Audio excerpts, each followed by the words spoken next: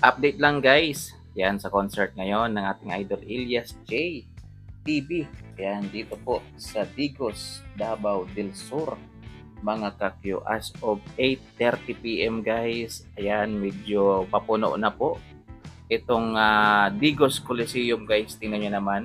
Yan, marami na pong tao sa loob mga kakyo. Pero meron pang nasa labas guys. Yan, meron pang pumipila pa rin hanggang ngayon sa labas po ng concert venue ng ating idol Ilyas JTV at gusto talaga nilang masilayan si Ilyas JTV guys na mag-perform. Grabe, ang laki din po pala guys, no?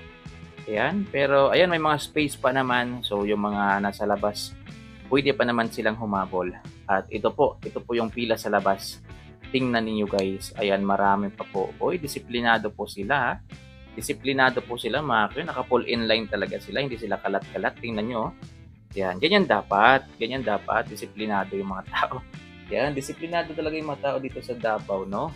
Yan, siguro dahil nga bukod sa napakalaki ng Davao, yung mga namumuno dito guys ay magagaling din po, mga kakyo. So ayan no, marami po pong pumipila dito po sa labas. Sana po makapasok po kayong lahat.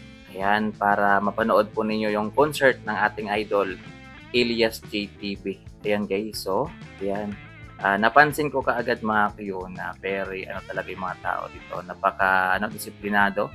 Ayan, makikita nyo naman kahit nasa malayo guys, hindi po sila kalat-kalat mga kuyo, naka-full inline lang po talaga sila, isang linya lang po.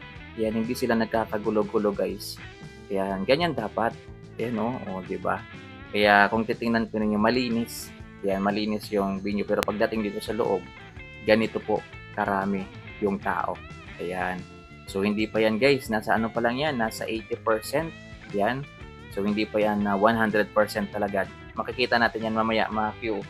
Mga bandang ano na. Yan na siguro mga nasa 9:30 to 10. Mga ganyan na. Diyan na natin makikita yung dami. Diyan na sa mga oras na yan natin makikita guys. Yung dami ng tao. Ayan, na manonood sa concert nito ni Ilyas JTV sa Davao del Sur. Grabe, no? Yan. O, tingnan nyo naman, guys. So, maganda kasi dahil hindi sila tatayo, guys. Nakaupo po sila. Siyempre, nagbayad eh. Diba? Nagbayad po sila, guys. Grabe, ang dami pong mapera dito. Ayan, sana makapasok lahat yan, no? Sana makakuha lahat ng ticket para makapanood lang ng concert mamaya ni Ilyas JTV. Yan. Kasi yung iba dyan, guys, ay galing pa sa medyo malayong part ng Davao. Q na pumunta lang talaga dyan para mapanood si Ilyas JTV mag-perform, mga ka-Q. So sana ay makapasok lahat guys. Ayan o. Yan. So yan lang muna yung update ko sa inyo mga ka-Q. Yan, abang-abang kayo guys sa mga hindi pa po nakasubscribe. Pasubscribe na lang po ng aking YouTube channel dahil magla-live tayo mamaya. Yan, para mapanood natin ng live itong concert ni Ilyas JTV sa Davao del Sur. Yan o, tingnan mo. Ano lang talaga, isang linya lang po talaga sila. Yan, sana lahat ng tao ganyan. Yan, merong disiplina. Yan, so yun. Maraming salamat guys sa panonood. Ingat, God bless. Yan, update lang naman to guys. Yan, nasa inyo naman yan kung papanoorin nyo o hindi. Ang importante po ay nagbibigay po tayo sa inyo ng update. Ito po sa concert ng ating idol, Ilyas JTV. Dahil ang sabi nga ng iba, dito lang talaga yung iba nakaantabay sa YouTube. Ayan, yung iba hindi naman nagpe-Facebook, mga ka-Q. So maraming salamat guys. Punong-puno na po sa loob.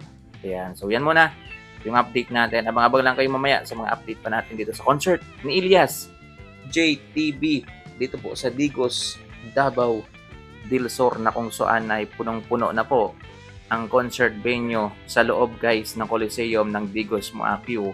At maya-maya ng konti guys ay pupunuin pa yan ni Ilyas JTV dahil meron pa pong mga hindi nakapasok at pumipila pa rin hanggang ngayon dito po sa labas, mga ka-Q. At hiling natin ay makapasok po lahat para maging masaya naman sila pag uwi, mga Q.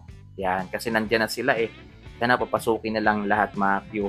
Yan, at kung maubusan mo ng ticket, gawan na lang ng paraan. Wala nang ticket. Yan, markahan na lang, mga Q. Sana ganyan, no? Yan. Kasi yung iba kasi naubusan ng ticket, hindi nakakapasok, guys.